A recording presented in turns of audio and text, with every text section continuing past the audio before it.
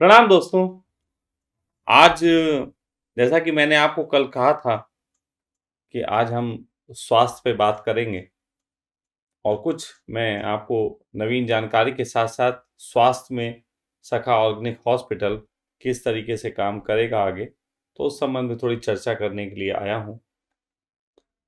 स्वास्थ्य आज की तारीख में मैं समझता हूँ कि 95% लोगों के लिए चिंतन का विषय है कि कैसे स्वस्थ रहें।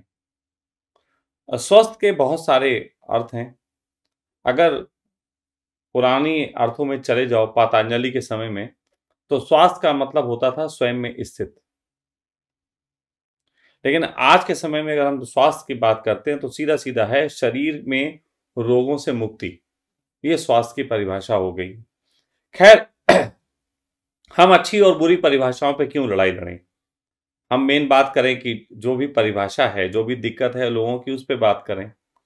तो स्वास्थ्य के संबंध में आज हम जब बात करने बैठे हैं, तो कई तरीके के स्वास्थ्य की या स्वस्थ रहने की या एलोपैथी या आयुर्वेदिक की बहुत सारी विधियां हैं जिसको लोग अपने स्वस्थ रहने के लिए इस्तेमाल करते हैं।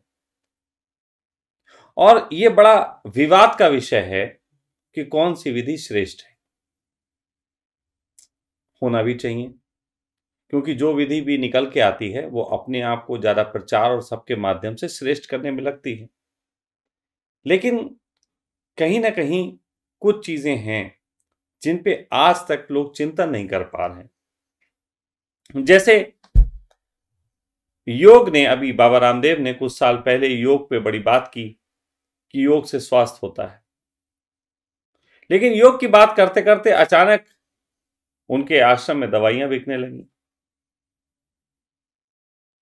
वो भी दवाइयों पे पहुंच गए।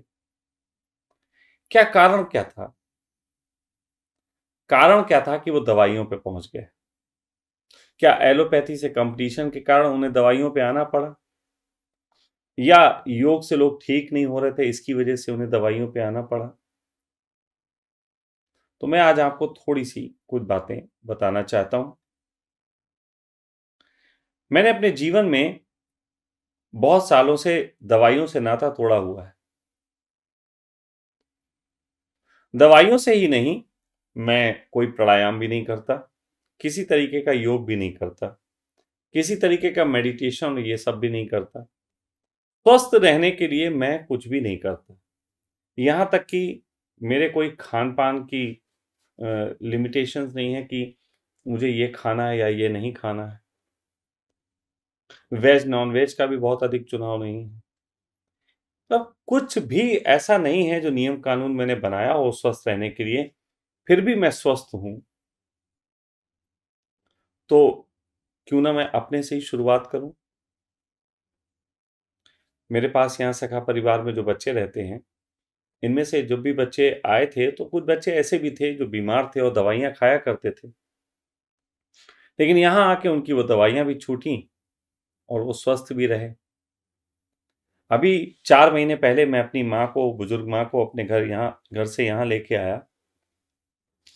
तो मेरी माँ भी प्रतिदिन दवाइयाँ खाया करती थी। घर पे थी, वो रोज़ दवाइयाँ खाया करती थी, लेकिन अस्वस्थ थी। जब लाया था तब स्थिति ये थी कि उसको 10 कदम भी चले तो हाँफने लगती थी। और अभी मैं उसको होली पे जब अपने घर लेके गया, तो मेरी बेटी ये देख के हैरान हुई कि उसकी दादी पूरा जीना चढ़ के गईं, और जीना चढ़ने के बाद ऊपर जाके हाँफी भी नहीं, और बिना किसी के सहयोग से जीना चढ़ के गईं। मैंने उनको पिछले 4 महीने में यहाँ एक भी टैबलेट नहीं दी, एक भी टैबलेट नहीं दी।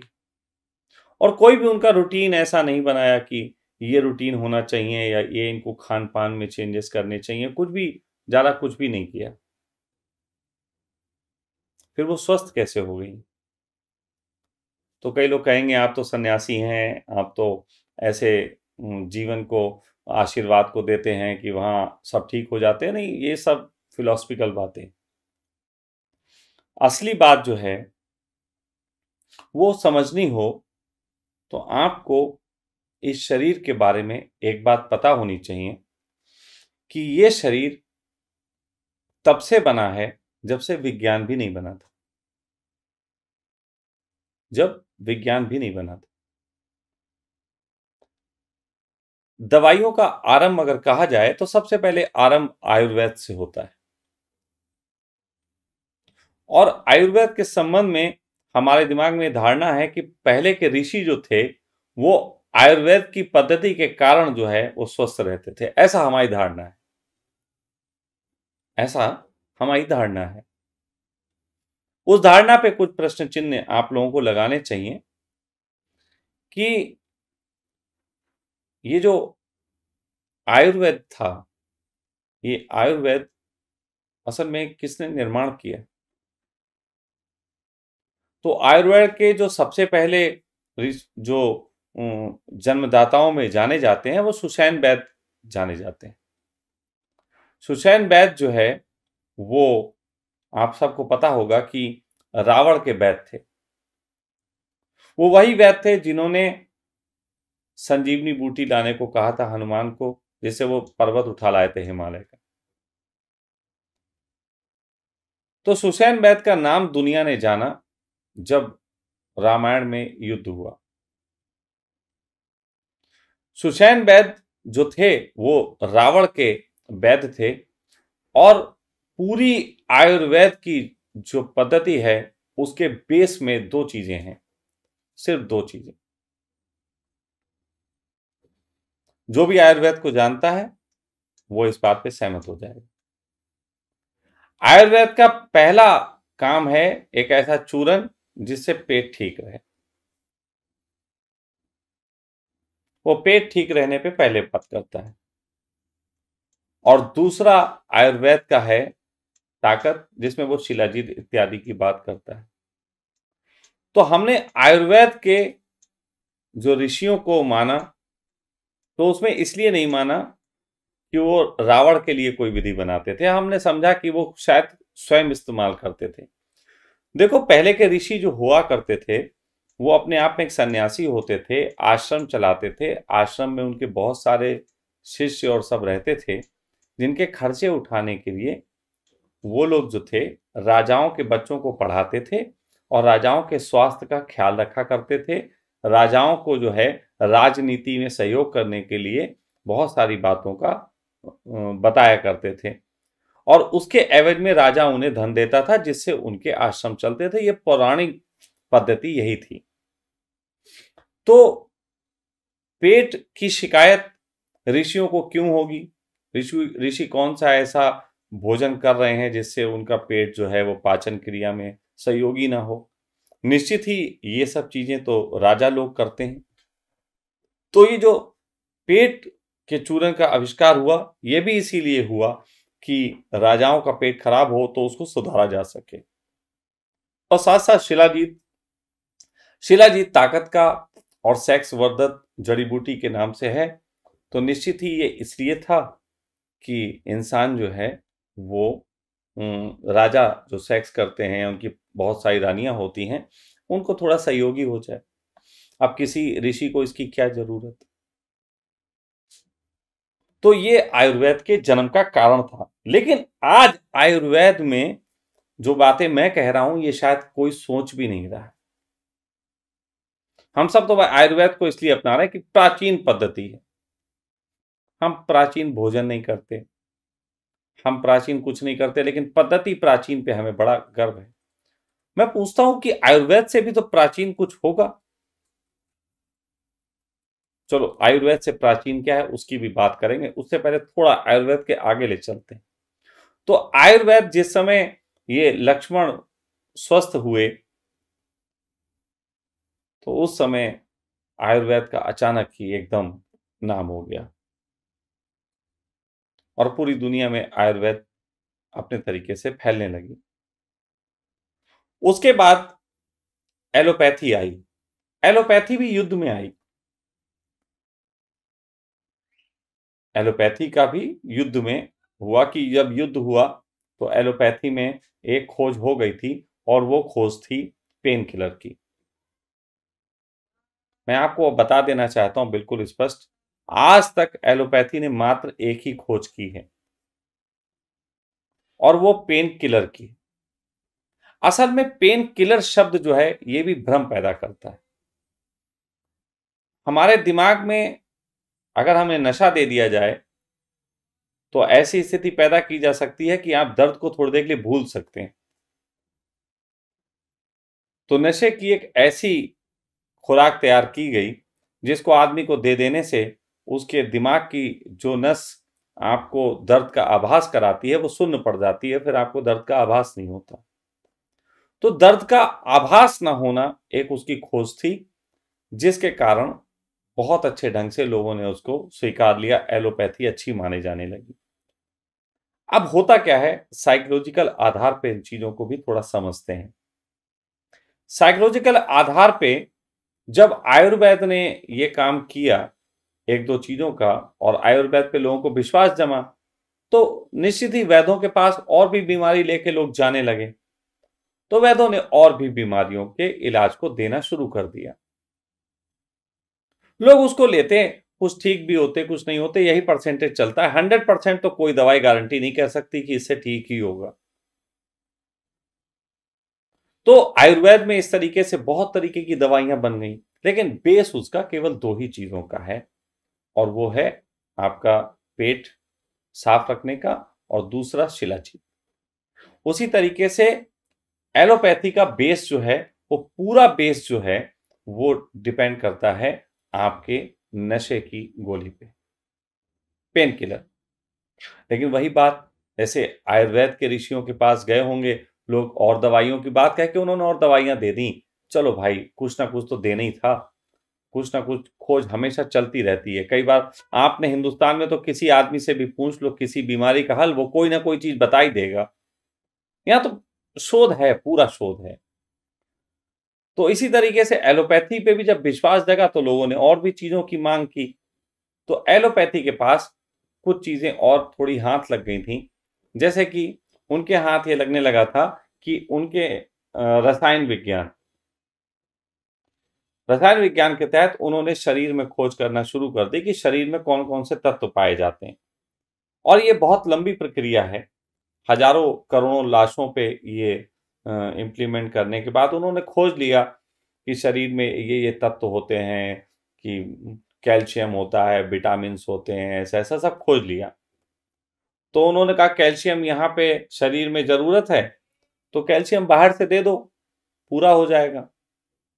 ये एक छोटी सी बात सही नजर आती है, शरीर का कैल्शियम खत्म है तो बाहर का दे दो, शरीर में लोहा खत्म है तो बाहर से लोहा दे दो। कितना अच्छा है ना, बहुत इतना सुंदर लगता है देखने में कि आप लोगों को लगेगा सही तो बात है, एलोपैथिक तो सही है। नहीं, मैं इसको बिल्कुल नकार करता हूं, और इसको नकार करने के बाद आपको आयुर्वेद से भी प्राचीन पद्धति पे नहीं चलता। आयुर्वेद से भी पुरानी पद्धति क्या थी बताएं? आयुर्वेद से भी पुरानी पद्धति थी नेचुरोपैथी। अब ये नेचुरोपैथी आपको नई वाली याद आ गई होगी। नेचुरोपैथी का मतलब कि आपको ये विटामिन चाहिए तो ये फ्रूट से ले लो, ये चाहिए तो इस चीज से ले लो। आजकल चल रहा है बहुत ऐसा, नेचुरोपैथी के नाम पे आपको फ्रूट डाइट्स बहुत सारी दी जा रही। नहीं, ये नेचुरोपैथी नहीं है। हमारे शरीर में परमात्मा ने दिमाग दिया है, और उस दिमाग की खोज अगर करें, या जिन्होंने की है उन्होंने ये जाना है कि वो दिमाग इतना ताकतवर है कि हमारे शरीर के जितने भी रोग होते हैं उनसे केवल वो दिमाग ही लड़के जीतता है। दिमाग खुद ही उन रोगों को ठीक कर लेता है। बहुत सी पद्धतियां तो ऐसी भी हैं कि उन्होंने, जब वायरस आता है, जैसे कि इस साल एक वायरस आया, कोई बीमारी आई, पहली बात तो बीमारी होती नहीं, कोई वायरस बीमारी है ही नहीं। वायरस इज नथिंग, कुछ भी नहीं है, ये मूर्ख बना दिया आपको। खैर फिर भी वायरल फीवर होते हैं, फीवर मतलब आपके शरीर की सफाई का काम चलता है। तो सफाई, हर बार सफाई करने के लिए आपकी बॉडी में जैसे कि गार्बेज इकट्ठा हो जाता है, तो उसको खाने के लिए कुछ जर्म्स आते हैं, कुछ कीड़े आते हैं। आप खाना ऐसे रख दो, अभी कहीं कीड़े नहीं हैं, लेकिन खाना रख दो तो वो उसको खाने के लिए अचानक 1-2 दिन में कीड़े आ जाएंगे, वो उसको खाने लगेंगे। इस पूरी दुनिया में जहां भी गार्बेज होता है, उसको खाने के लिए, कचरा, उसको खाने के लिए कीड़े आ जाते हैं। हमारी बॉडी में भी गार्बेज इकट्ठा होता है, बहुत सारा गार्बेज है। हम जो भी खाते हैं उसको शरीर जो पचाने की प्रक्रिया से गुजारता है, उसमें गार्बेज इकट्ठा होता है। वो गार्बेज जब इकट्ठा होता है तो उसको खाने के लिए कुछ कीड़े आते हैं, वो अपने अपने अलग अलग मौसम के हिसाब से अलग अलग आते हैं। तो जब वो आते हैं तो हर कीड़े की एक एक ऐसा समझो कि वो हमारे स्वास्थ्य के लिए आए हैं, वो हमारे दुश्मन नहीं है। लेकिन उनको अगर आप देखोगे टेलीस्कोप, उसमें वो क्या बोलते हैं, टेलीस्कोप ही होता है, माइक्रोस्कोप, सॉरी। तो माइक्रोस्कोप पे अगर आप उसको देखोगे तो आपको लगेगा कि ये कीड़े हैं और ये शरीर के अंदर से निकले हैं, हाय कीड़ा। तो कीड़ा सोचते ही डर जाते हैं, जबकि पूरे शरीर में कीड़े कीड़े भरे हुए हैं। तो उसी प्रकार वैज्ञानिक क्या करते हैं, उस साल गार्बेज खाने के लिए कीड़ा आया है, उसकी काम करने की स्पीड से वो अंदाजा लगाते हैं कि वर्तमान में सामान्यतः एक एवरेज लोग क्या खा रहे हैं, तो उस खाने से उनके शरीर में कैसा गार्बेज बना है और कैसा कीड़ा उसको खाने गया है, कितने दिन में वो खा के उसको शरीर से बाहर निकालने में सहयोगी होगा। इससे 3 दिन, 5 दिन, 7 दिन का फीवर आता है। आपने देखा होगा हर साल फीवर आता तो डॉक्टर कहते हैं इस साल जो फीवर आया है वो 5 दिन चलेगा, इस साल जो फीवर आया वो 10 दिन चलेगा, इस साल जो फीवर आया वो इतने दिन चलेगा। तो असल में वो डॉक्टर खोज कर लेते हैं, जो खोज कर लेते हैं उसके बाद आपको मीठी गोलियां खिला देते हैं। अब बिल्कुल ऐसी बात है, उन्होंने खोज कर ली कि हफ्ते भर में आप ठीक हो जाओगे, गार्बेज निकल जाएगा, आप स्वस्थ हो जाओगे, फीवर समाप्त हो जाएगा, लेकिन वो आपकी दवाई जरूर देते हैं। अब हालत ऐसी है कि बिना दवाई खाए आप 7 दिन में ठीक हो सकते हैं, दवाई खाएंगे तो 1 हफ्ता लगेगा।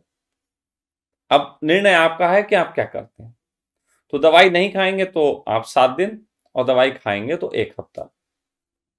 तो इस तरीके से चालाकी से व्यवसाय भी चलता है, आपको पता भी नहीं लगता, आपको लगता है कि बीमारी हमें गोली खाने से हम ठीक कर रहे हैं, जबकि उसको आपका दिमाग और नेचुरोपैथी, नेचर की पैथी और उसी नेचर में माइंड है, ये दोनों मिलके अपने शरीर को स्वस्थ रहने का काम कर लेते हैं।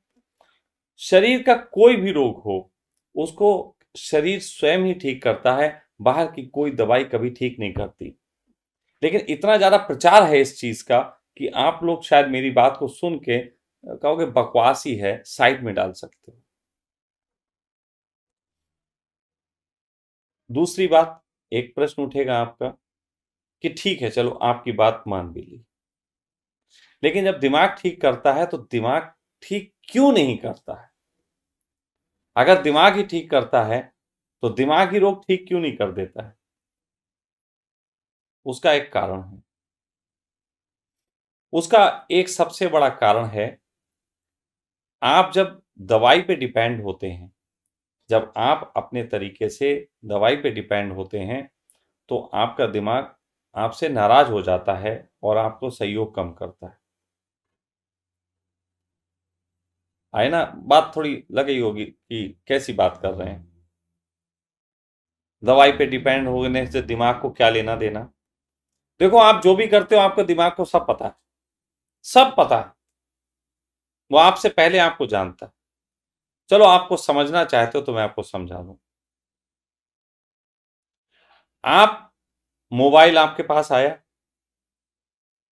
मोबाइल आने से पहले आप नंबर कैसे याद करते थे? शायद कुछ लोग कहेंगे डायरी में लिख के, लेकिन ज्यादातर लोग ध्यान कर लें कि उन्हें नंबर 10-20 खास लोग जो होते थे उनके मुंह जबानी याद होते थे, कोई जरूरत ही नहीं होती थी नहीं, मुंह जबानी याद हो जाते थे। किसको नंबर मिलाना, उसका उसका अच्छा ये है, ऐसे करके बोलते थे। और फिर आया मोबाइल। जैसे ही मोबाइल आया, आज के तारीख में आपको अपने 10 निकट के मित्रों के नंबर याद हो ऐसा संभव नहीं है, क्योंकि आपकी डिपेंडेंसी मोबाइल पे हो गई। अब दिमाग कहता है जब तुम मोबाइल पे डिपेंड हो तो हमसे क्या लेना देना। जबकि आप मोबाइल के साथ डिपेंड हो, जितनी देर आप नंबर सोच के डायल करने में लगते हैं उतनी देर में तो आपको खोजने में लग जाते हैं। आपका समय उतना ही जा रहा। हो सकता है कुछ लोग कहें कि अरे हम तो वॉइस मैसेज करते हैं कि सिरी फला कॉल कर दो। मोबाइल से वो भी जितना टाइम लगाती उतनी देर में बटन वाले नंबर से डायल करके डायल कर देते थे, ऐसे ही लिख के और डायल कर देते थे। ये दिमाग की क्षमता थी। लेकिन दिमाग की क्षमता के खिलाफ जब हमने काम किया तो दिमाग ने कहा कर लो, हम सपोर्ट नहीं करते। जब तुम्हें मोबाइल पे भरोसा तो करो, हम नहीं करते। ऐसे ही जब आप दवाइयों पे डिपेंड होते हैं तो आपकी जो दिमाग की जो ऊर्जा होती है वो आपको सहयोग नहीं करती। वो कहता है दवाई से ठीक करा लो, और दवाई ठीक कर नहीं सकती। तो उसके बाद जो है वो आपको, अब दवाई कैसे ठीक कर देगी अगर आपके, अब आप वो भी कहोगे कि एक हफ्ते में जब डॉक्टर ने कहा ठीक हो जाओगे तो हम दवाई लेते हैं, एक हफ्ते में ठीक हो जाते हैं, इसका मतलब दिमाग तो ठीक करता है। तो वहां पे आप समझ लो, वहां पे दिमाग के वो एक हफ्ते की जो प्रोसेस है उसी प्रोसेस को डॉक्टर ने भी आपको बताया। तो दिमाग और मैचिंग में काम कर रहा। दिमाग कह रहा है ये तो हम भी कर सकते हैं, चलो उसने कह दिया वो तो हो ही जाएगा। लेकिन कुछ ऐसे रोग होते हैं जिसमें जाके दिमाग अटक जाता है, दिमाग बिल्कुल सपोर्ट नहीं करता, दिमाग इनकार कर देता है। तो पहला कारण है कि अगर आप ठीक नहीं होते हो तो दिमाग आपसे इनकार कर रहा है, क्योंकि आप दवा पे जा रहे हो, आप दवा के पीछे लगे हुए हो, इसलिए दिमाग कहता है हम ठीक नहीं करेंगे। दूसरी चीज वो बहुत जरूरी है समझना, और वो जिस व्यक्ति ने समझ ली उसने सब कुछ समझ लिया। सामान्यतः लोग जो हैं वो दिमाग को समझते हैं कि दिमाग हर चीज के लिए बना है। दिमाग की कार्यप्रणाली समझनी हो तो दिमाग जो है वो बना है आपके शरीर को सुरक्षित रखने के लिए। दिमाग का सिर्फ एक काम है, आपको सुरक्षित रखना। उसके लिए वो समय समय पे अपनी बातें आपको बताता रहता है, आपसे कहता रहता है कि ऐसे करो वैसे करो, वो आप सुनो ना सुनो वो आपका काम। भूख लगती दिमाग आपको बता देता है कि खा लो, नींद लगती दिमाग आपको बताता है सो जाओ, पेशाब लगती है दिमाग आपको बताता है पेशाब करो, कभी कभी अंदर से भी कहता है यार मीठा खाने का मन कर रहा या कुछ नमकीन खाने का मन कर रहा, वो भी बताता है। पानी पीने का मन करता है वो भी बताता है। फिर कितनी देर बाद रुक जाना है वो भी बताता है। तो दिमाग आपको स्वस्थ रखने के लिए बना है, सेफ रखने के लिए बना है। अगर कहीं खतरा दिखे तो वहां जाने से रोकता है।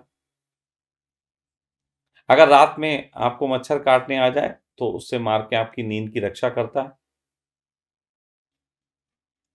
अगर आपके पीछे कोई कुत्ता लग जाए तो जल्दी से भाग के कहाँ घुसना है, कैसे डिफेंस करना है, उसके लिए शरीर काम करता है। तो शरीर आपके, दिमाग जो है वो आपके शरीर की रक्षा करने के लिए बना है, उसका सिर्फ यही काम है। लेकिन आजकल हम उससे और भी बहुत काम लेते हैं, और भी बहुत काम लेते हैं। ऑफिस पॉलिटिक्स, घर की पॉलिटिक्स, देश की पॉलिटिक्स, रिलेशनशिप की पॉलिटिक्स।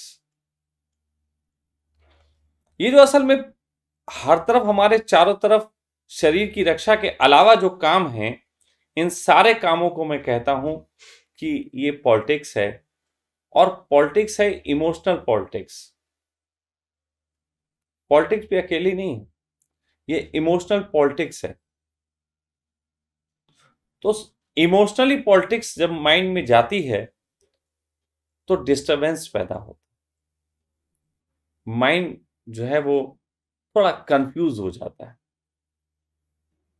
ये बात अलग है कि वहां पे भी वो अपनी कोशिश करता है। जैसे ऑफिस में आपको कोई व्यक्ति तंग करे तो आप उससे ज्यादा से ज्यादा, दिमाग एक बार बार बार चीजें कह रहा होता है, वो कह रहा था मार घूंसा इसको, बस जोर से दे दे घूसा मुंह फोड़ दे। शरीर ठीक कह रहा, बिल्कुल मस्त, बस सर बताऊं 100%, 100% ठीक कह रहा, क्योंकि इसके तनाव आ रहा, मार घूसा ठीक कर दे। लेकिन घूसा मारने से तो काम नहीं चलेगा। सोसाइटी है, तुम रह रहे हो, फिर घूसा मारने से दूसरी प्रॉब्लम आ जाएगी। तो इस तरीके के एक बहुत बड़े झंझट में सोसाइटी के साथ रहते रहते दिमाग एक ऐसे झंझट में पड़ गया है कि वो जिस क्षमता के लिए या जिस चीज के लिए वो बना था, मेन काम करने के लिए, वो काम ना करके और बहुत काम कर रहा है। अब इससे होता यह है कि एक तरफ शरीर में आपके भोजन हो जिसे पचाना हो उसको, और दूसरी तरफ वो पॉलिटिक्स हो जिसमें उसका दिमाग उलझ जाए। तो शरीर आपके भोजन को पचाने के लिए अपनी ऊर्जा लगाए कि उस पॉलिटिक्स को निपटाने के लिए चिंतन करता रहे। आपने देखा होगा कि कई बार आप ऑफिस में खाना खाते हैं, ऑफिस में आपके लंच टाइम है, आप खाना खाते हैं, आपने खाना खाया, खाना खाते वक्त कभी कभी तो उसमें भी तनाव होता है लोगों को। खैर चलो, आपने खाना खा लिया और खाना खाने के तुरंत बाद आप ऑफिस के उसी एनवायरनमेंट में पहुंचे जहां पे बहुत सारा इमोशनली पॉलिटिक्स चल रहा था। अब उस इमोशनली पॉलिटिक्स में आपका पूरा दिमाग जो है उसी में लगा रहता है, और दूसरी तरफ आपके शरीर में भोजन है। आप तो सोचते होगे भोजन तो स्वतः पच जाता है, वो तो जी बड़ी अच्छी अच्छी बातें होंगी, यहाँ अग्नि होती है, उस अग्नि से गुजरता है, वो खत्म हो जाता है, सब अपने आप काम हो रहा है। नहीं, अगर दिमाग आपका तनाव से भरा हुआ है तो आपका भोजन सही से पच नहीं पाएगा, बहुत सी चीजें उसको गड़बड़ हो जाएंगी। उसी के साथ साथ, पाचन के साथ साथ फिर और बीमारियां जो आपके शरीर में आएंगी उसको भी वो सपोर्ट नहीं कर पाएगा, उसको भी दूर करने के लिए दिमाग नहीं लगा पाएगा, क्योंकि वो आपका सारा दिमाग तो जो है वो पॉलिटिक्स में उलझ जाए। ऐसे में आप दवाइयां भी जब लेते हो तो दवाइयां भी आपको जो ठीक करती हैं वो ठीक ना के बराबर करती हैं। कुछ छोटी मोटी बीमारियों में आपको ठीक करती हैं, बाकी बीमारियां आपकी ऐसी कॉम्प्लिकेटेड हो गई जो ठीक ही नहीं हो रही।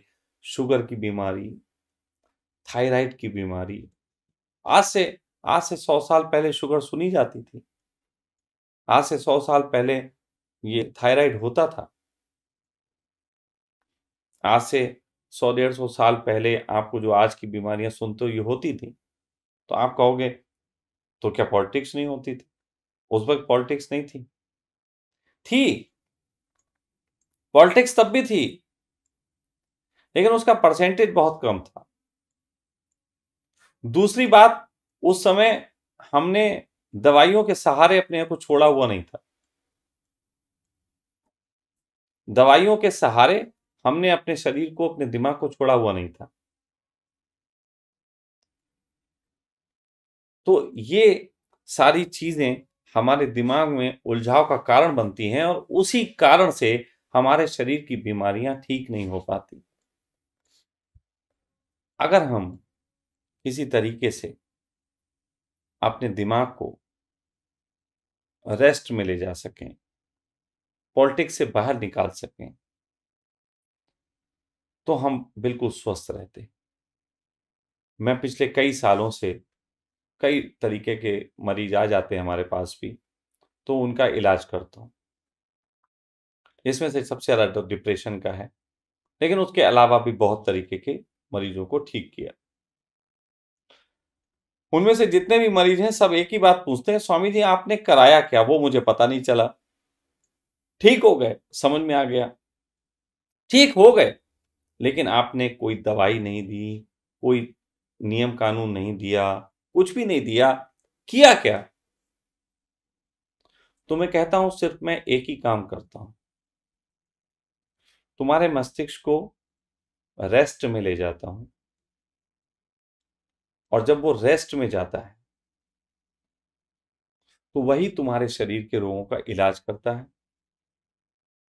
मैं सिर्फ तुम्हारे दिमाग को उलझाव से बाहर लाने का काम करता हूं, तुम्हारे शरीर के उलझाव दिमाग दूर कर देता है।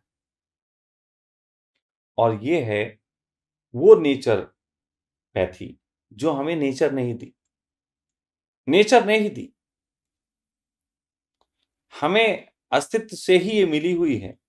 इसके लिए किसी भी प्रकार के नियम कानून की जरूरत नहीं है। मैं आपसे कहूं कि आप जीवन को लंबा करना चाहते हैं, लेकिन आप गौर करें, आप लंबा करने के लिए कितना समय बर्बाद कर रहे हैं। आप इसको लंबा करने के लिए 2 घंटे का प्राणायाम कर रहे हैं। आप इसको लंबा करने के लिए आप एक डाइट चार्ट लेके घूम रहे हैं पूरे दिन। आप इसको लंबा करने के लिए न जाने कितने गोलियां जेब में रखे घूम रहे हैं। अगर इस तरीके से आपका जीवन लंबा हो भी गया तो फायदा क्या है? अगर आपने 10 साल लंबा कर लिया अपना जीवन, और लंबा करने में आपने रोज के 2 घंटे 3 घंटे उसमें दे दिए, तो औसत तो वही का वही रहा। 10 साल लंबा हुआ, 10 साल आपके खराब हो गए। मैं बिल्कुल एक खुले रूप में, चैलेंज के रूप में बात कहने को तैयार हूं। बात चैलेंज के रूप में है। किसी भी बीमारी का इलाज बिना दवा खाए, बिना आयुर्वेद का कोई भी नियम पालन किए, बिना किसी तरीके का डाइट चार्ट पालन किए, जो आप खाना चाहते हो मस्त होके खा सकते हो। नॉन ऑर्गेनिक, ऑर्गेनिक आप कुछ भी खाओ, ऑर्गेनिक नॉन ऑर्गेनिक कुछ भी खाओ, मुझे कोई लेना देना नहीं। दिमाग को मस्त रखने की कुछ शैलियां हैं जिसके तहत आप हमेशा स्वस्थ रह सकते हैं। हमारे परिवार में हर तरीके की चीज खाई जाती है, हम लोग कोई नियम कानून पालन नहीं करते। कुछ छोटी छोटी चीजें हैं जिसको हमारे दिमाग ने ऑटो समझ लिया, और हमने उस ऑटो पे ही अपने जीवन को छोड़ रखा है, और शरीर का काम, शरीर के स्वस्थ की जिम्मेदारी शरीर पे ही छोड़ रखी है। और इससे हमारे पास जो समय बचता है, उस समय का उपयोग हम करते हैं अपने जीवन को आनंद से भरने के लिए और जगत के लिए कुछ कार्य करने के लिए, सार्थक कार्य करने के लिए। ये जो मैंने आपसे बातें कही, मैं इसके इलाज के रूप में भी, ये कैसे होगा, कैसे संभव है, कैसे किया जा सकता है सहजता के साथ, इसके संबंध में मैं आपसे बात करूंगा। लेकिन उससे पहले जरूरी है कि अभी जो मैंने कहा इसे आप डाइजेस्ट करें, इसके संबंध में आप थोड़े से प्रश्न उठाएं। मैं 5 दिन तक लगातार, 5 दिन तक लगातार इस स्वास्थ्य के संबंध में आपके आने वाले प्रश्नों को उत्तर दूंगा, और चाहूंगा कि ये जो बात जो मेरे जीवन को आनंद से भरती है, वो सभी के जीवन को आनंद से भरे, बिना पैसा खर्च किए, बिना कोई झंझट में पड़े, बिना किसी तरीके की दुविधा लिए। हर एक को स्वास्थ्य लाभ हो सकता है। वो कैसे होगा? कोई, मैंने कहा इस बार कोई पैसे की बात नहीं, 100% फ्री। आपका जीवन जैसा है वैसे ही चलाओगे। मैं सिर्फ आपको बताऊंगा कि ऐसे कैसे होता है। अब आपके पास चुनाव है, आप एलोपैथी खाएं स्वस्थ रखने के लिए, वो आपका चुनाव है। आप कोई कोई ऐसे गुरु का जो है वो शिक्षा पालन करें जो आपको नियम कानून देता हो। कोई आपको दूध पीने से और गाय का दूध पीने से लाभ देता हो, अगर आपको बेहतर लगे तो आप वो पालन करें। अगर आपको लगता हो कि आजकल जैसे विश्वरूप हैं, उनका डाइट चार्ट है, वो लगभग 700-800 रुपये पर डे की डाइट होती है खाने पीने का, अगर आपको लगता हो कि आप वो पालन कर सकते हैं तो आप वो पालन करें। और अगर आपको लगता है जैसे हैं वैसे रहें, सब कुछ खाएं, सब कुछ जिएं, सब तरीके से बिना नियम कानून के झंझट में डाले शरीर को स्वस्थ रखें, तो आप मेरे बात को सुन सकते हैं। हमारा उद्देश्य सिर्फ है कि आप स्वस्थ रहें, चाहे किसी भी ढंग से रहें, चाहे एलोपैथी ढंग से रहें, चाहे आयुर्वेदिक ढंग से रहें, चाहे डाइट चार्ट किसी का यूज करके रहें, चाहे मेरी जैसे जीवन की मस्त आप मान के स्वस्थ रहें। अब चुनाव आपका है। और अगर आपने मेरा चुनाव करना है, स्पष्ट बोल रहा हूँ, अगर आपने मेरा चुनाव करना है, तो आपको मेरी बातों को थोड़े गौर से सुनना होगा। एक बार ना सुन पाएँ, तो दूसरी बार गौर से सुनना होगा और प्रश्न करने होंगे, जो आपके संदेह हैं, जिन संदेहों के कारण आप आयुर्वेद, एलोपैथिक, होम्योपैथिक या किसी डाइट चार्ट में उलझे हुए हैं। अगर आप वहाँ से उलझाव से मुक्त होना चाहते हैं, तो आपको मेरे ऊपर संदेह उठाने होंगे। उन संदेह पे हम चर्चा करेंगे, ताकि आपके जीवन को एक सहजता से उस नेचर से जोड़ा जा सके, जो नेचर आपको परमात्मा ने दिया। प्रणाम।